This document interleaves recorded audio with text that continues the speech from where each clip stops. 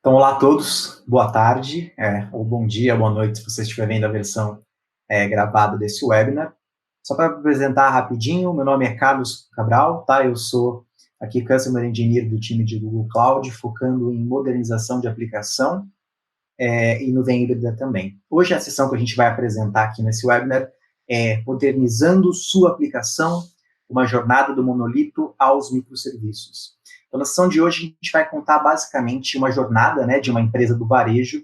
Ela vai modernizar a sua aplicação, que a princípio era uma aplicação mais legada, focada aí nessa arquitetura mais monolítica, e ela vai evoluir de acordo com vários eventos que vão acontecer, por uma arquitetura mais distribuída, composta de microserviços. Então, antes da gente começar, gostaríamos de lembrar de vocês enviarem as perguntas para a gente respondendo durante a apresentação. Então, sem mais delongas, vamos começar. Mas, Carlos, o que é exatamente um microserviço? Existem várias definições que você pode procurar aí no mercado, na literatura, na internet, mas, via de regra, um microserviço pode ser algo tão simples quanto o que está aí na tela. Um componente que faz uma funcionalidade muito específica, ela faz muito bem, certo? A gente vai detalhar um pouco mais os diversos sabores de microserviço. Isso que está na tela é uma função serverless, certo? Que está rodando aí no Google Cloud, implementada em Node. É uma função, um microserviço que não é exatamente muito inteligente, né? Ele só responde aí para quem está requisitando aí o conteúdo de algumas variáveis de ambiente e pronto, mas, de novo, é só para mostrar um exemplo que é para ser algo autocontido, que executa uma função muito específica de código. E, Carlos, como é que eu ponho isso no ar? É muito complicado? É tão simples quanto isso. Aqui é só uma linha de comando, a gente quebrou em mais de uma, obviamente, para ficar mais legível. Estou setando algumas variáveis de ambiente, mas é tão fácil quanto colocar no ar com um comando. A gente vai ver mais exemplos, mais sabores, mas só para vocês começarem a entender um pouco do que a gente está falando aqui, tá? Então, como eu falei, a gente vai contar aí a jornada dessa empresa, que chama Into the Woods, certo? Incorporations. Ela é uma empresa online, uma loja online de artigos de camping, como vocês estão vendo aí na foto. O business está indo muito bem, eles estão crescendo, tanto que o setor de TI está contratando vários desenvolvedores aí para entregar novas funcionalidades, mas eles têm um desafio. Eles não estão exatamente conseguindo, apesar de estar colocando mais gente, né, para desenvolver, para trabalhar, eles não estão conseguindo entregar as features na velocidade que estão precisando, tudo está demorando cada vez mais para estar disponível. Então, um pouco a arquitetura de aplicação deles já está mostrando um pouco da idade. Então, é esse tipo de jornada que a gente vai explorar aqui hoje, e vamos ter alguns personagens. A nossa personagem principal aqui vai ser a Tess, tá? Que ela é uma desenvolvedora, e a gente vai ver que ela vai ser uma evangelista aí dos microserviços e vai nos ajudar a contar essa história da Into the Woods. Antes da gente contar a história, vamos só fazer algumas definições um pouco mais específicas aqui. À esquerda, a gente tem aquela arquitetura mais monolítica, né, baseada no famoso monolito, no qual a gente coloca as diversas funcionalidades, componentes, bibliotecas, todas basicamente arquiteturadas num componente só, num componente principal, num único binário.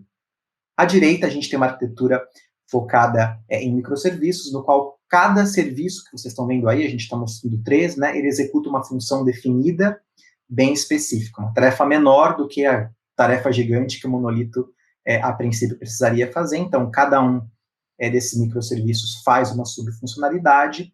Esses serviços, é muito importante que eles são desenvolvidos independentemente, eles são deployados independentemente, escalados e operados de forma independente. Então, eventualmente, serviço A pode estar numa linguagem, serviço B pode estar em outra. Para a questão de comunicação, tanto alguma entidade externa falando com as minhas aplicações, como meus microserviços, ou eles se comunicando entre eles, eles estão basicamente falando aí por chamadas de API. Mas a gente gosta de definir microserviço como tendo principalmente 4 grandes componentes, tá? O primeiro dele é justamente a API, então qualquer comunicação com esse microserviço de fora para ele, ou dele para o mundo exterior, é feito por essa API. A segunda parte é a parte de compute, ou seja, o microserviço ele não roda exatamente no Ether, né? Ele tem que rodar em algum lugar. Então, o código, a lógica dele pode ser executada numa máquina virtual, pode ser muito mais comumente executada num container ou mesmo numa função serverless.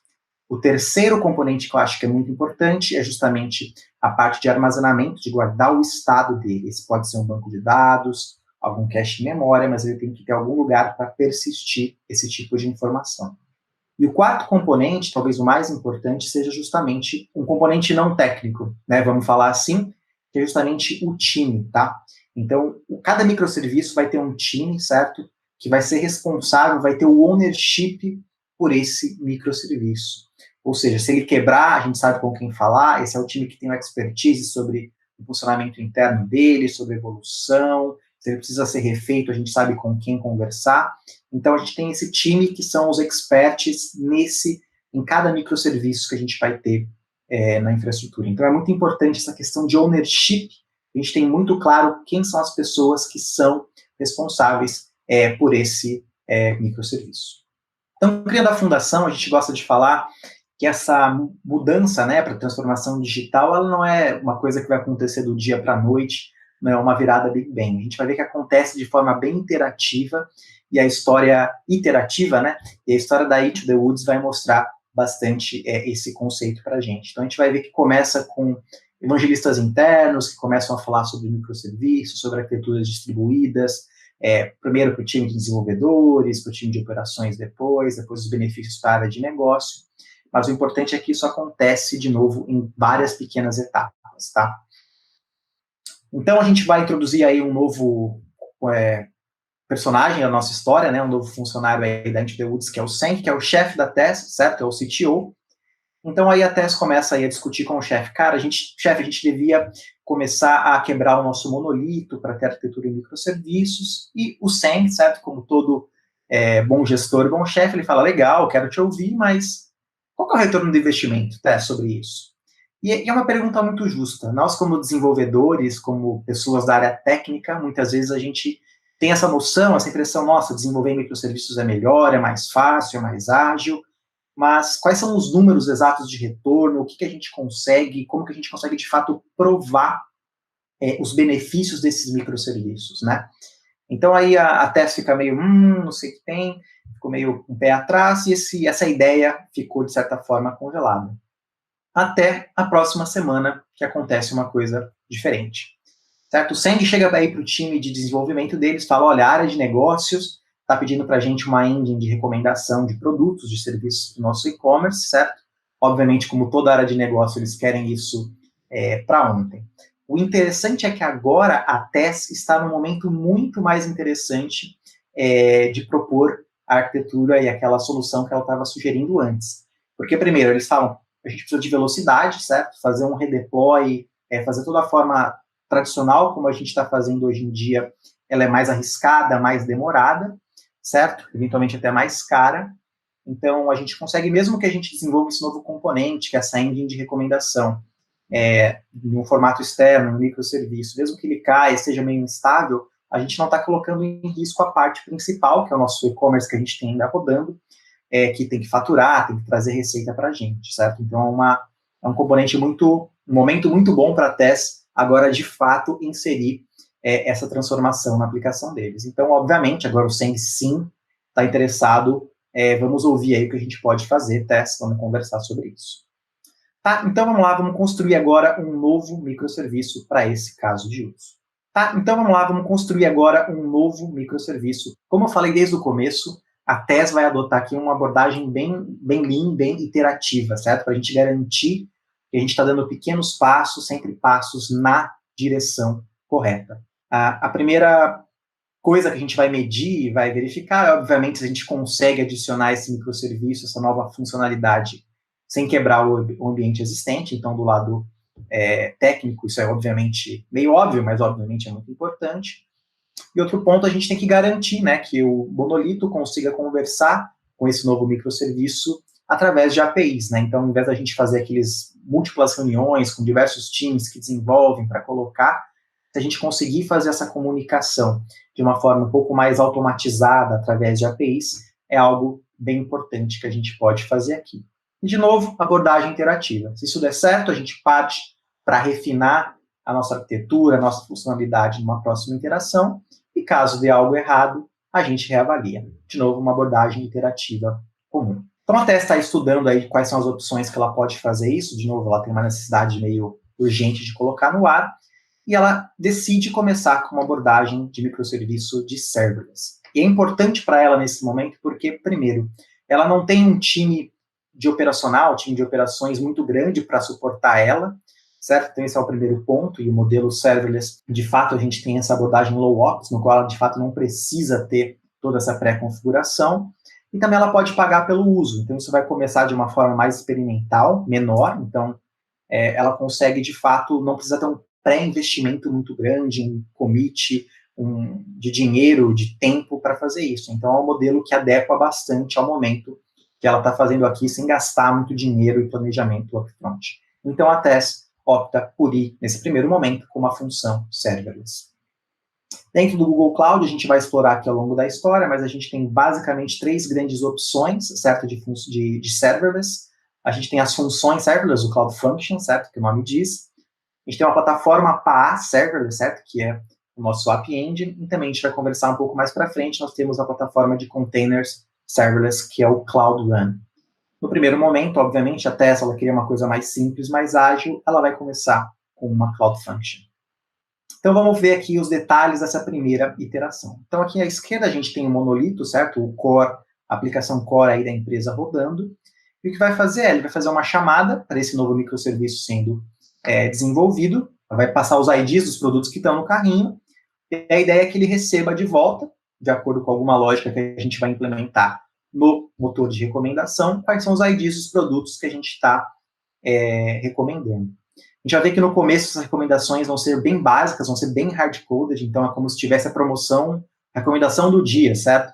Então, o Dave do marketing aqui, certo? Então a gente está começando a introduzir alguns outros personagens, e ele vai falar, olha, hoje o dia é recomendação de meia. Então não importa se o cara comprou mochila, garrafinha, não importa, vai ser a recomendação do dia, são meias. Então a gente vai fazer uma recomendação hard-coded, de novo, não é longe, está longe do ideal, mas de novo, a gente consegue já mostrar algum valor ali para a aplicação, porque a gente já está mostrando sugestões lá no carrinho do cliente, olha, você está comprando isso, gostaria também de comprar mais esse produto. Então, de novo, é a primeira iteração, não é a iteração mais esperta, a mais genial, mas a gente já está colocando algo no ar. E, obviamente, o Sam, de novo, vocês já viram que ele não é exatamente um chefe muito fácil, mas é importante ter esse critério técnico para a gente poder validar que a gente está fazendo as coisas da maneira correta. Então, é bom ter uma pessoa dessa no time. Ele começa a perguntar, nossa, e se o serviço não responder, Tess, o que a gente pode fazer? Bom, a gente pode tomar uma abordagem que o monolito, quando ele faz a chamada, ele faz uma chamada assíncrona e um timeout para ele não ficar ali pendurado esperando o serviço responder. A gente vai ver isso em um pouco mais de detalhes refinados um pouco mais para frente. Preocupação de escala. Vai escalar a tese esse serviço? A tese responde, claro, uma escala, de novo, serverless, a gente tem escala virtualmente infinita, e é uma coisa muito boa para a gente não precisar se preocupar com esse tipo de escala. E o setup e manutenção do serviço, né, o custo operacional de se colocar isso no ar, de novo, uma abordagem low ops. Então, a gente deixa tudo isso a cargo do Google cuidar, certo? Qualquer memória, qualquer CPU, isso fica abstraído, né, para Into the Woods, eles só podem consumir o código e colocá-lo no ar. Então, aqui a gente volta, é aquele exemplo que a gente tinha dado lá no começo da apresentação, de novo, um microserviço bem estático, ele manda alguns IDs estáticos de volta, como variáveis de ambiente e pronto, mas, de novo, está em produção a versão 0.1. Então, deu tudo certo, até beleza, essa é a iteração primeira, vamos partir para a próxima iteração. Aqui, obviamente, o que a gente quer medir, né, e o objetivo nosso é, se a gente tem cada pedido, a gente consegue aumentar o valor médio de cada pedido. É por isso que a gente tem uma engine de sugestão em qualquer e-commerce. Então, é o que a gente quer medir, é o nosso KPI aqui. Se tiver tudo ok, beleza, vamos para a próxima iteração, senão a gente reavalia. Mesma abordagem. Então, a próxima abordagem, a gente começa, certo, com a mesma arquitetura, isso nada mudou, mas agora o importante é que a gente consegue, com essa arquitetura, no qual o microserviço está separado, a gente consegue alterar a implementação dele, o código, a solução de tecnologia que ele usa, e para o monolito ou para o resto do sistema, isso fica transparente. Então, a gente ganha muita flexibilidade em como a gente pode fazer isso. Não preciso reconstruir, rebuildar o meu monolito, certo? Então, a gente tem essa vantagem muito grande. Então, a gente vai fazer algo um pouco mais programático aqui, ainda não é o ideal, mas, de novo, um pouco melhor. Então, o Dave do marketing, ele tem acesso a uma planilha do Google Sheet e vai falar, olha, basicamente, se o cliente comprou, sei lá, martelo, vamos recomendar para eles comprarem prego. Então, em vez de ser a mesma recomendação para todo mundo, a gente tem, de novo, alguma recomendação um pouco melhor. A gente está dando acesso aí para uma pessoa de negócio, para o Dave, para ele poder fazer esse tipo de sugestão, mas de algo bem legal que a gente pode ter aqui também, ao invés de usar as variáveis estáticas. Então, a mensagem importante que eu quero passar é: a gente pode mudar a recomendação, a forma de implementação do microserviço, e para o resto do sistema, no caso aqui, nosso monolito, ele não precisa ser alterado. Então, essa é uma grande vantagem da gente ter esse desenvolvimento mais distribuído. Então, aqui é só para mostrar um código que basicamente fala aí com a API do Google Sheets, certo? Abre ali e basicamente mapeia ali o valor das recomendações num array bidimensional. Beleza? Agora a gente já testa, viu um grande sucesso, tá feliz aí, vocês veem pela foto do slide. O chefe também gostou, o Seng, tá? Essa abordagem de microserviços de fato aumentou nossa velocidade, então agora a gente pode já começar a trabalhar numa próxima iteração para a gente de fato usar machine learning, certo? Para a gente fazer a recomendação de uma forma de fato mais moderna, para entender o perfil 360 do usuário final e tudo mais, então a gente está indo bem. Ótimo, temos várias oportunidades para a gente iterar. Mas, como o mundo real nem sempre tudo acontece lindo e tudo está perfeito, né? Aconteceu uma necessidade meio urgente. Então, a gente vai ver essa necessidade urgente que a gente precise reimplementar um pedaço do monolito no formato de microserviço. Então, na etapa anterior, o monolito ficou da forma como estava, a gente tinha uma nova necessidade de negócio, uma nova funcionalidade, a gente escreveu um novo microserviço. Agora, a gente vai pegar o monolito existente, que está tendo um problema, vocês vão ver, vamos pegar um pedaço dele e vamos reimplementar no formato de microserviço. Tá? O que está acontecendo aí, né, o caos, de novo, como eu falei, nada é perfeito no mundo. Nosso dia a dia é que o sistema de pagamento está bem estável. Então, o SEM fala para a Tess, nossa, os microserviços podem ajudar a gente, Tess? Aí a Tess responde, challenge accepted. Para a gente entender um pouco o fluxo atual. Então, a Tess foi lá, pegou a arquitetura, foi estudar como é que está o fluxo de pagamento atual, certo? Então, a gente tem um monolito aqui à esquerda, ele gera algumas operações de pagamento, de processamento de cartão de crédito para entidades externas. Então, são componentes aí de terceiro, para quem trabalha bastante com a parte de pagamento, conhece bem esse tipo de sistema, mas basicamente são sistemas que não são da Into the Woods, certo? Processamento de cartão de crédito, faturamento, etc. Joga esses pedidos para lá. Então, a gente tem algumas setinhas aí que a Tess viu, que são chamadas funções bem conhecidas pela Into the Woods, então tranquilo, a gente consegue mapear isso muito bem.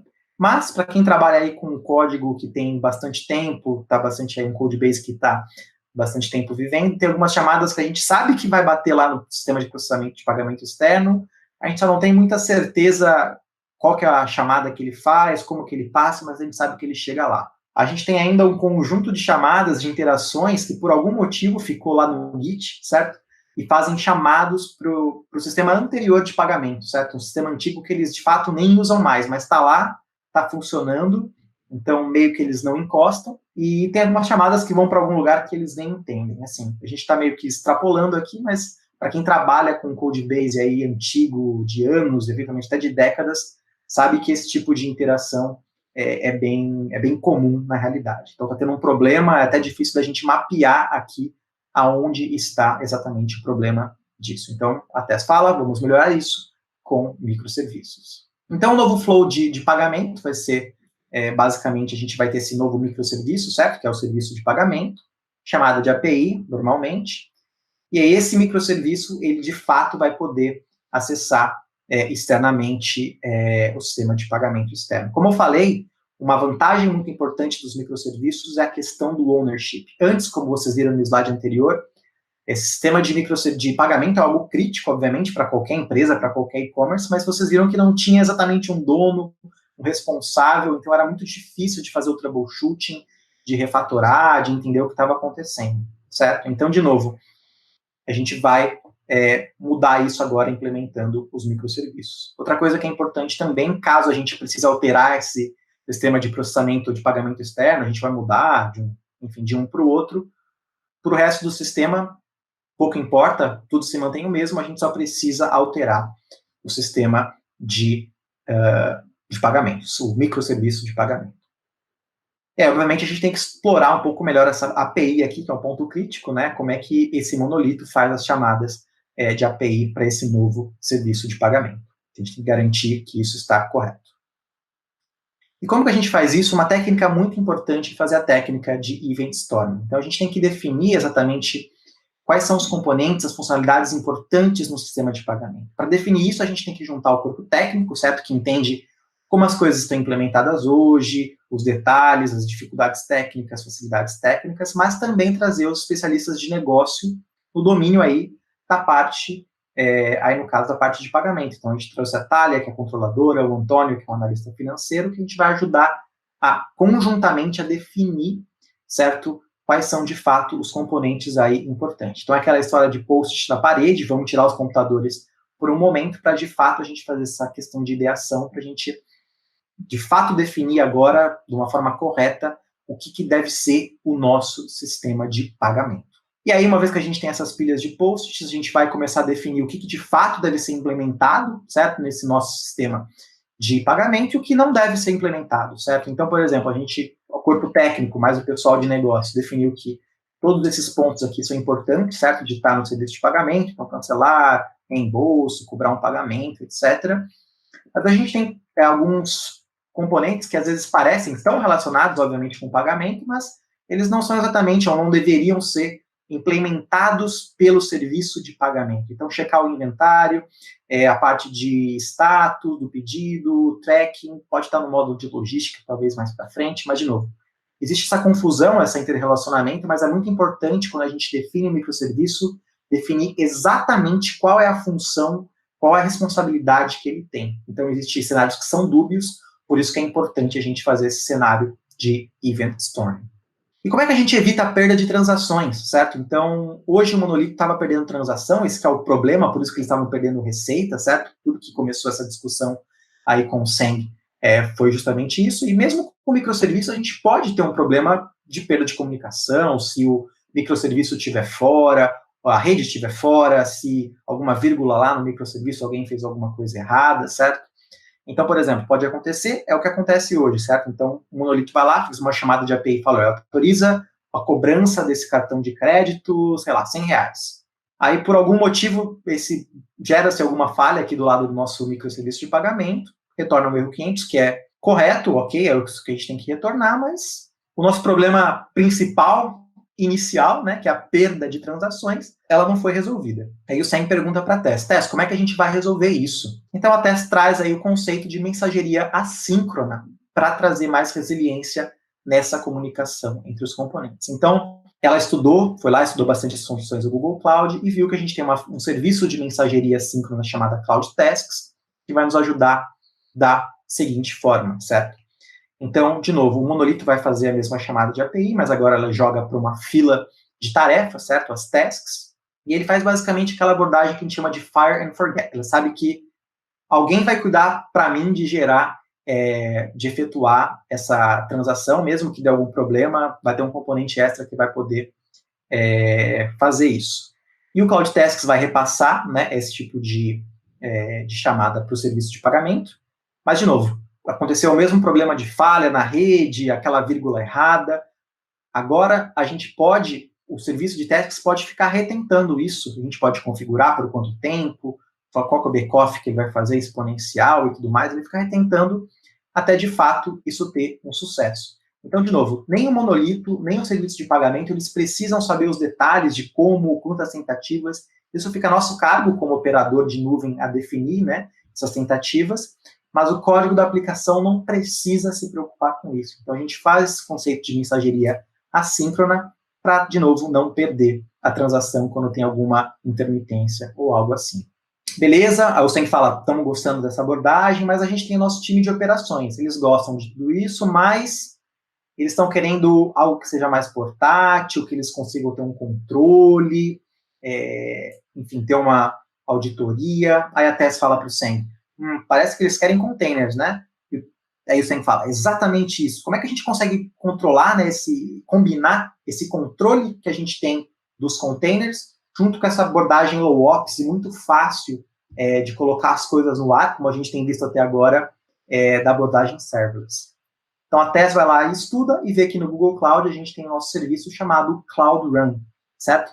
Que é basicamente um serviço que traz essa abordagem de serverless, né, de escala para zero, quando ninguém está usando, autoescala, ser muito fácil de colocar no ar, mas a gente traz para container, certo? Então, a gente consegue fazer o deploy de qualquer linguagem, de qualquer ambiente que a gente consegue empacotar aí em um container, e a gente tem toda essa facilidade de serverless, de escalar para zero, como eu falei, de fazer autoescala. Então, a gente consegue essa portabilidade, esse controle, porque a gente está definindo um container, que era o que o time de operações queria. E o legal disso é que isso é portátil, entre qualquer ambiente, entre qualquer nuvem, a gente consegue evitar o lock-in. Então, redesenhando aí a arquitetura agora com tudo isso que a gente conversou, né, do serviço de pagamento, como é que vai ser? Então, o monolito vai lá, manda as chamadas de cobrança, de autorização e tudo mais, chega naquela fila de mensageria síncrona que é os tasks, ele vai repassar para o nosso microserviço. Aqui na direita a gente está dando um duplo clique, certo? Dentro do nosso microserviço de pagamento. Então a gente vai implementar a lógica, certo? Como container serverless, ou nosso serviço chamado Cloud Run no Google Cloud. E esse Cloud Run vai chamar o serviço lá de processamento externo, como a gente estava mostrando na arquitetura anterior. Um ponto adicional que é importante é a questão do estado, né? Então, a Tess foi lá e estudou, olha, eu preciso armazenar o estado de cada transação, como é que a gente consegue fazer isso? No caso aqui, ela escolheu uma base de dados no SQL Serverless do Google Cloud, chamado Firestore, que tem diversas vantagens aí para a gente utilizar. Uma delas é que ela é serverless também, não precisa ficar gerenciando a infraestrutura, o que é muito bom. E aqui o legal é o seguinte, a gente repete aquilo que eu já falei antes, mas é importante reforçar. Esses detalhes de implementação internos do microserviço, certo? Se hoje a gente escolheu essa base, mas se no futuro, que é o Firestore, mas se no futuro eu escolher a base A, a base B ou a base C, para quem está conversando, certo, com o serviço de pagamento, pouco importa. A gente tem essa independência para poder alterar as tecnologias, a implementação, o algoritmo, o que quer que seja internamente, sem afetar o resto. Então, essa é uma vantagem muito grande que acaba trazendo agilidade para a gente nessas arquiteturas. E aqui é o que eu falei, quando a gente tem também um dos casos de uso que a gente viu lá naquela parte de Event Storming, era o sistema também quer pedir qual é o estado do pagamento, né, para esse pedido específico, e aí o microserviço vai lá e pergunta para o Firestore e ele responde. Então aqui, Carlos, é muito difícil colocar, voltando para esse assunto dos container serverless, certo? É muito difícil, é muito mais difícil do que colocar uma function serverless no ar? No caso, não, é bem simples também. Aqui está a codificação, aqui é basicamente um hello world aqui de pagamento, de aprovação na linguagem Go. De novo, só reforçando que a gente pode implementar os diversos componentes da linguagem que for necessária, é uma vantagem também dos microserviços. E a etapa adicional que a gente tem para colocar esse container serverless, esse Cloud Run no ar, é descrever como que a gente faz o build do container. Então, para quem trabalha com container, esse aqui é um arquivo Dockerfile, então é algo bem simples, é só a etapa adicional que a gente tem para usar os containers serverless. E aí com basicamente 2 comandos, o primeiro para fazer o build do container e colocar num registro, e depois o segundo que é de fato o deploy, a gente já está com esse serviço do container serverless, o Cloud Run, rodando no ar, certo? Então, a Tess fala aí, olha, é fácil fazer o deploy de containers com o Cloud Run, porque de fato é bem fácil mesmo. Aí vamos colocar esse cara no ar, está programado daquela forma como a gente mostrou, certo? De novo, uma abordagem interessante, começar um serviço crítico para o negócio, pagamento, obviamente, sem isso não tem receita, a gente adotar uma abordagem de release canário. Ou seja, ao invés de já no primeiro momento que a gente coloca esse serviço no ar de pagamento, que é o serviço novo, pela primeira vez, a gente não vai mandar 100% das transações por ele. A gente pode fazer uma estratégia na qual a gente começa mandando só 1% pelo novo caminho, né, por microserviço, o resto a gente mantém, né, da forma como estava anteriormente, mas depois a gente pode, ao longo do tempo, está funcionando, tá tudo ok, a gente aumenta para 5%, aumenta para 10%, aumenta para 20%, a gente vai mudando esse tipo de abordagem para a gente ter, de novo, aquela abordagem interativa, passo a passo, para garantir que tudo que a gente está fazendo está funcionando. Então é uma melhor prática, né, de adoção de microserviços, principalmente dos críticos, né, quando a gente está quebrando aí o monolito, é adotar essa abordagem de release canário. De novo, nada é perfeito. Colocou lá no ar, a parte do core principal, de perda de receita, de perda de transação, foi resolvida, legal. Mas chega lá a Thalia, que é a controladora, ela tinha alguns reportes que ela consumia, né? E eles pararam de funcionar. Então, o core está funcionando, mas os reportes financeiros lá, que são importantes para a controladora, travaram. Aí a Tess vai lá, vai dar uma estudada na arquitetura, por que será que isso está acontecendo com a Thalia, certo? E ela vai ver, bom, o reporte da Thalia, né, o relatório da Thalia, ela precisa de duas informações, basicamente, que são as taxas de cartão paga e o nome do cliente. E a Tess estuda um pouquinho mais e vê que agora essas informações estão distribuídas em dois pedaços, certo? Então, o nome do cliente ainda está lá no monolito, e agora a taxa, o valor pago, né, para a taxa de cartão de crédito, está no microserviço de pagamento. Então, esse é um problema relativamente comum para quem está trabalhando em quebrar o monolito, né, de fazer essa arquitetura mais distribuída, é que justamente é a questão que a gente chama de data fragmentation, certo? Então, os dados, eles acabam existindo em múltiplos lugares. Antes, como a gente tinha só um componente central e tudo estava meio que configurado, né, e programado nele, a gente estava, era mais fácil, só tinha um lugar para ir buscar essa informação. Agora, quando a gente começa a fazer uma arquitetura mais distribuída, a gente tem essa questão de data fragmentation que a gente tem que endereçar. Beleza, e como é que a Thalia começou a verificar? Primeiro, lembra que ela escolheu lá para a parte de estado de armazenamento do serviço de pagamento, ela escolheu o Firestore. O Firestore é um dos serviços serverless de banco de dados do Google Cloud, tem uma funcionalidade muito legal, que qualquer update que é feito na base dele, ele pode disparar um trigger, que é o serviço de notificação. Então, o que a Thalia fez? Toda vez que tem um update lá da taxa, certo? Ela basicamente faz um trigger de uma outra função, que vai ser um serviço aí de transformação de ETL bem simples, né? Que vai ser, de novo, também uma função serverless. Mas o papel dessa funçãozinha que é trigada toda vez que uma nova taxa, um novo valor é updateado na base do Firestore, é escrever um data lake num ponto comum. Aqui a gente está usando um serviço de BigQuery do Google Cloud como o serviço central de data lake. O monolito continua escrevendo lá os dados que ele escrevia normal, mas agora a gente consegue consolidar em um ponto central esse tipo de informação. E agora, nesse ponto central, no data lake, a Thalia pode criar os reportes dela, usar alguma ferramenta aí como Looker, como Data Studio, para poder gerar os reportes dela. De novo, mas o importante é que arquiteturalmente as informações estão em um ponto central. Beleza, tudo certo, funcionamos, resolvemos para a Thalia e chegou a temida Black Friday, certo? E aí o Sam chega para o time de desenvolvimento, pânico total, olha, todas as nossas chamadas para o sistema de pagamento, que é aquele cara externo que a gente não controla, eles estão começando a retornar um erro de cota excedida. O que a gente vai fazer? Então, quando a gente volta a estudar um pouco como é que está a nossa arquitetura atual, a gente tem à esquerda o monolito, a gente tem o Cloud Tasks para mensageria síncrona, a gente tem o Cloud Run, que é o nosso compute, que é a forma como a gente está executando o nosso código de microserviços, e à direita a gente tem o sistema externo de pagamento.